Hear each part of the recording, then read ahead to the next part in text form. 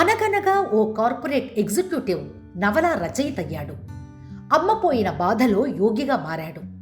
అకస్మాత్తుగా సన్యాసం వీడి పారిశ్రామికవేత్తగా అవతరించాడు. ఓ స్టార్టప్ని ప్రారంభించిన 18 నెలల్లోనే దానికి 2,240 కోట్ల రూపాయల విలువ కల్పించి అనూహ్యంగా అమ్మేశాడు. అది కూడా జూమ్ మీటింగ్లోనే, కొనేవారిని ముఖాముఖి కూడా కలవకుండా. ప్రస్తుతం అతని వయసు 42. చిన్న వయసులోనే ఇన్ని అవతారాలెత్తిన ఆ యువయోగి కం పారిశ్రామికవేత్త కరణ్ బజాజ్. చిత్రమైన అతని కెరీర్ ప్రయాణమే భారతీయ స్టార్టప్ రంగంలో గత ఏడాది హాట్ టాపిక్. ఆ ప్రస్థానం గురించి కరణ్ మాటల్లోనే. న్యూయార్క్ నగరంలో అదో పెద్ద రెస్టారెంట్. అక్కడ మా ఫ్రెండ్ బర్త్డే పార్టీ జరుగుతోంది. ఆ రాత్రి కడుపు నిండా తిన్నాను, పీకల దాకా తాగాను. ఫ్రెండ్స్తో ఉబుసుపోక కబుర్లేవో చెప్పడానికి ప్రయత్నిస్తున్నాను. ఎంత చేస్తున్నా నా మనసులో బాధ తగ్గడం లేదు. పొగిలి పొగిలి వస్తున్న దుఃఖం ఆగట్లేదు. అప్పటికే అమ్మ చనిపోయి 6 నెలలవుతోంది. క్యాన్సర్తో బాధపడుతూ, మృత్యువుతో నిస్సహాయంగా పోరాడుతూ నా కళ్ళుదుటే చనిపోయింది. అమ్మ కోసం నెలన్నర పాటు సెలవులపైన ఇండియా వచ్చిన నేను ఆ బాధలన్నీ అతి దగ్గరగా చూశాను. మృత్యువు తనని నా నుంచి ఇలా దూరం చేయడం తట్టుకోలేకపోయాను. అప్పటిదాకా నేను చాలా పరిణితి ఉన్నవాడినని, తార్కిక బుద్ధి ఉన్నవాడినని అనుకుంటూ ఉండేవాణ్ణి. కానీ అమ్మ మరణం నన్ను చిన్న పిల్లాడిలా బేలగా మార్చింది. ఆ దుఃఖం ఓ వైపున ఉంటే, మరోవైపు నాలో ఎన్నో ప్రశ్నలు. అసలేమిటి జీవితం? పుట్టుకేమిటి? చావడమేంటి? పెళ్ళి, పిల్లలు, సంసారం, వీటి గమ్యమేంటి? ఇలా ఎన్నో తాత్విక ప్రశ్నలు ఉక్కిరిబిక్కిరి చేసేవి. ఈ బాధలు, ప్రశ్నల నుంచి బయటపడదామనే ఈరోజు పార్టీకి వచ్చాను. ఇక్కడ వేదన పెరుగుతోందే కానీ తగ్గలేదు. నా ఫ్రెండ్ కిరీతో ఇవన్నీ చెప్పుకుని ఏడ్చేశాను. తను ఓ ఐడియా చెప్పింది. ఓ పని చేద్దాం కరణ్, ఆధ్యాత్మిక యాత్ర చేద్దాం. అవి మన బాధని ఎంతవరకు తగ్గిస్తాయో చూద్దాం. తగ్గేంత వరకు తిరుగుతూనే ఉందాం. నాకు ప్రయాణాలంటే ఇష్టమే కాబట్టి ఆ తర్వాతి వారమే అమెరికా నుంచి బయటపడ్డాం. మమ్మల్ని బాహ్య ప్రపంచంతో బంధించే cell phone, net, bank balance అన్నీ వదిలేసి ప్రయాణం కట్టాం. అప్పటిదాకా ఓ సగటు భారతీయుడు అమెరికాలో కోరుకునే విలాసాలన్నీ అనుభవిస్తూ వచ్చిన వాడిని నేను. అమెరికాలోని క్రాఫ్ట్ ఫుడ్స్ అనే సంస్థలో సీనియర్ ఎగ్జిక్యూటివ్ని. న్యూయార్క్లోని సెంట్రల్ పార్క్లోని ఓ పెద్ద లగ్జరీ ఫ్లాట్లో నివాసం. అన్నింటినీ వద్దనుకుని కేవలం ఓ జతలు బట్టలు సర్దుకుని నేను కిరీ బయలుదేరాం. స్కాట్లాండ్లోని బౌద్ధ కేంద్రానికి ఫ్లైట్లో వెళ్ళాం. కానీ ఆ తర్వాత మేం చేసిన ప్రతి ప్రయాణం రోడ్డుపైనే, ఇంచుమించు కాలినడకనే, అది ఇండియా దాకా. ఆ యాత్ర నన్ను యోగిని చేసింది.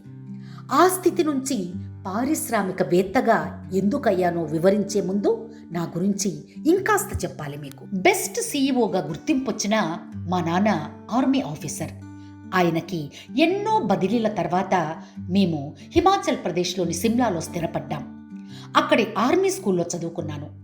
ఎంత బాగా చదువుతూ ఉన్నా సరే నా మనసంతా ఎదురుగా ఉన్న హిమాలయాలపైనే ఉండేది. వాటిని ఎప్పుడు అధిరోహించాలా అని మనసు ఉవ్విళ్ళూరేది. +2 తర్వాత బిట్స్ పిలానీలో మెకానికల్ ఇంజనీరింగ్లో చేరాను. ఆ తర్వాత మేనేజ్మెంట్ పైన ఆసక్తి పుట్టి బెంగళూరు ఐఐఎంలో సీట్ సాధించాను. అక్కడ MBA ముగించగానే ప్రాక్టర్ అండ్ గ్యాంబుల్ PNG సంస్థలో మార్కెటింగ్ అసిస్టెంట్గా ఉద్యోగం వచ్చింది. 4 ఏళ్లలోనే ఆ సంస్థ తయారు చేస్తున్న ఏరియల్ వాషింగ్ పౌడర్కి బ్రాండ్ మేనేజర్గా అమెరికాకి వచ్చాను. ఏరియల్తో నేను సాధించిన విజయానికి గుర్తుగా అమెరికాకి చెందిన యాడ్ ఏజ్ సంస్థ 2007లో టాప్ మార్కెటీర్ 40 అండర్ 40 జాబితాలో నన్ను చేర్చింది. కానీ ఆ విజయాన్ని ఎక్కువ కాలం ఆస్వాదించలేకపోయాను.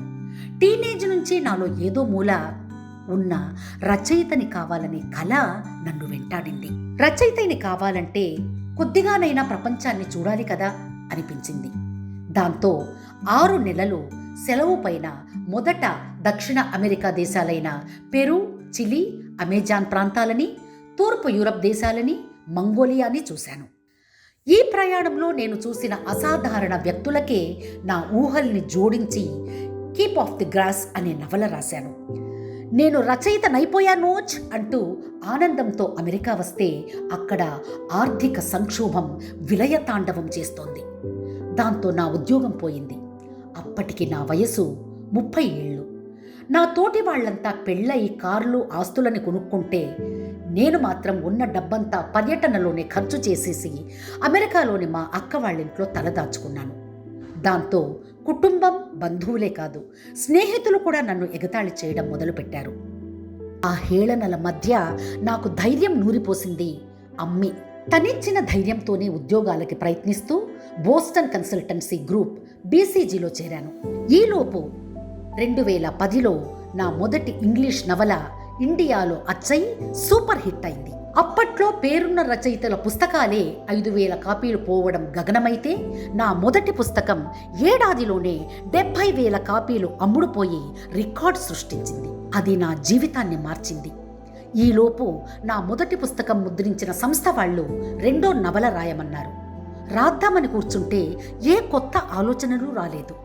మొదటి నవలతోనే నా సరుకంతా అయిపోయిందనిపించింది. దాంతో నవల రాయడం కోసమే బ్యాగ్ సర్దుకుని ప్రయాణాలు మొదలుపెట్టాను. ఈసారి కిలిమంజారో పర్వతాన్ని అధిరోహించి ఆ అనుభవంతో మరో పర్యాటక నవల జానీ గాన్ డౌన్ రాశాను. అది 1,00,000 కాపీలు దాటింది. దాన్ని సినిమాగా తీయడానికి బాలీవుడ్ నిర్మాతలు కాపీ రైట్స్ తీసుకున్నారు. ఆ తర్వాత క్రాఫ్ట్ ఫుడ్ సంస్థలో సీనియర్ ఎగ్జిక్యూటివ్గా మారాను. ఈ విజయాలన్నీ ఆనందిస్తుండగానే అమ్మ మరణం ఓ సునామీలా నన్ను ముంచెత్తింది. ఆ ఊపిరాడని పరిస్థితిలోనే ఆధ్యాత్మిక ప్రయాణం మొదలుపెట్టాను.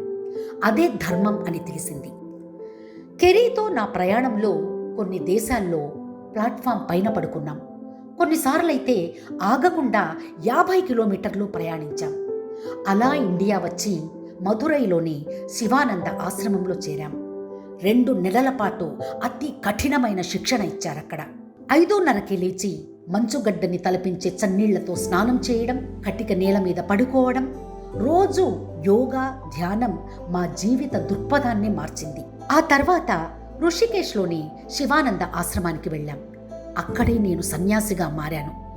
ఏడాది తర్వాతే నాలో చైతన్యం మొదలైంది. మన భారతీయ చింతన ప్రకారం ప్రతి జీవికి తాను మాత్రమే నెరవేర్చగల కర్తవ్యం ఒకటి ఉంటుంది. దాన్ని స్వధర్మం అంటారు. నేను ఓ యోగిగా హిమాలయాల్లో ఉండగలిగినా నా స్వధర్మం పెద్ద సంస్థల్ని సృష్టించడమేనని అర్థమైంది. దాంతో సన్యాసానికి స్వస్తి పలికాను. అమెరికా వచ్చి కెరీని పెళ్లి చేసుకున్నాను.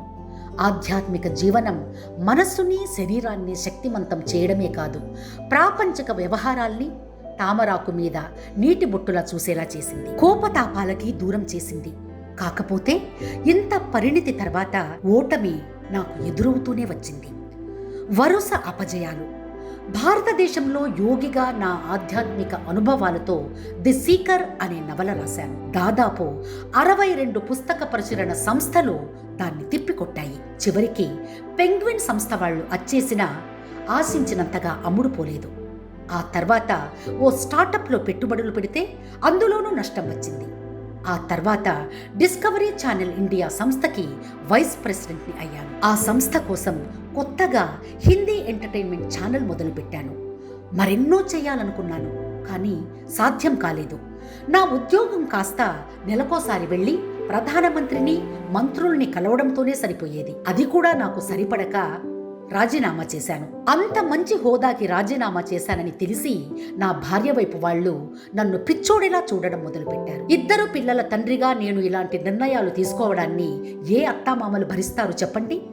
కానీ ఒకప్పుడు మా అమ్మ చేస్తున్నట్టు ఇప్పుడు మా ఆవిడ నన్ను వెనకేసుకొచ్చింది. అతను క్రియేటర్, తను ఇలాగే ఉండగలడు అని తన వాళ్లతో వాదించింది.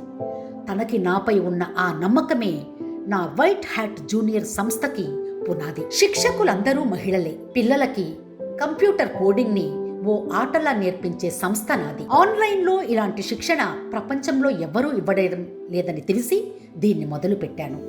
కేవలం మహిళల్ని మాత్రమే టీచర్లుగా తీసుకున్నాను. ఇందుకు మా అమ్మ జీవితమే కారణం. అమ్మ అప్పట్లోనే పీజీ చేసినా నాన్న బదిలీల కారణంగా తనకంటూ కెరీర్ లేకుండా పోయింది. తనలోని ఆ బాధని నేను చిన్నప్పటి నుంచి చూస్తూ వచ్చాను. అందుకే నేను కోడింగ్ కోచ్లుగా మహిళల్ని మాత్రమే ఉంచాలనుకున్నాను. ఏ కాస్త ఆర్థిక స్వాతంత్రం ఇచ్చినా వాళ్ళు అద్భుతాలు చేస్తారనే నమ్మకం నాలో బలంగా ఉండేది. మా వాళ్ళు దాన్ని నిజం చేశారు. కేవలం 10 మంది ఉద్యోగులతో నా సంస్థని 2018 అక్టోబర్లో ప్రారంభించాను. మొదటి 7 నెలలు పెద్దగా లేదు, కానీ ఆ తర్వాత పిల్లలు, తల్లిదండ్రుల నుంచి మేం ఆశించిన స్పందన మొదలైంది. దాంతో టీచర్ల సంఖ్యని 400కి పెంచాం. అక్కడి నుంచి మరో 4 నెలల్లో 4000కి చేర్చాం.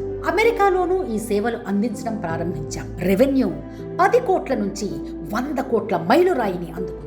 రోజువారీ క్లాసుల సంఖ్య 25,000కి చేరింది. దాంతో బైజూస్ మా సంస్థని కొంటామంటూ ముందుకొచ్చింది. సుమారు 2,240 కోట్లు నగదుగా ఇస్తాననుంది. కేవలం 7.5 వయసే ఉన్న సంస్థకి ఇంత డిమాండ్ రావడం ఓ రికార్డ్. నాకు బైజూస్ ద్వారా నా ఆలోచనలు మరింత ఎక్కువ మందికి చేరడం మంచిది అనిపించింది. అందుకే ఓకే చెప్పాను. సంస్థని అమ్మినా సీఈఓగా నిర్వహణ బాధ్యతలన్నీ నేనే చూస్తున్నాను. మా టీచర్ల సంఖ్యని 1,00,000 మందికి చేర్చడం, దీన్ని ప్రపంచవ్యాప్తంగా తీసుకెళ్లడం ప్రస్తుతం నా లక్ష్యాలు. ఇవి పూర్తయ్యాక ఎప్పట్లాగే మరో సరికొత్త రంగం వైపు వెళ్లాలనుంది. మా ఆవిడ కెరీ చాలా గ్రేట్. మా ఆవిడ కెరీ, నేను, మా 2 పాపలు నీలా, రూమి అందరం ముంబైలోనే ఉంటున్నాం. తను లేకపోతే నా విజయాలే లేవని చెప్పడం అరిగిపోయిన రికార్డులోని వాక్యంగా అనిపించవచ్చు, కానీ అది 100కు 1000% నిజం. తనకే నా మీద నమ్మకం లేకుంటే ఇన్ని అపజయాల తర్వాత నిలదొక్కునేవాణ్ణి కాదు. బైజూస్ డీల్తో సంస్థ ప్రమోటర్గా 1000 కోట్లు వచ్చినా ఒకప్పటి మా సన్యాస జీవితమే అలవాటై మేం సొంత ఆస్తులేవీ కొనలేదు. మాకు సొంతిల్లు, కారు లేవు. ఇప్పటికీ వీలున్నంత తక్కువ ఖర్చుతోనే నెట్టుకు వస్తున్నాం. మా పిల్లలకి ఈ స్వచ్ఛంద పేదరికాన్ని నేర్పిస్తున్నాం అంటారు యోగి కమ్ పారిశ్రామికవేత్త కరణ్ బజాజ్.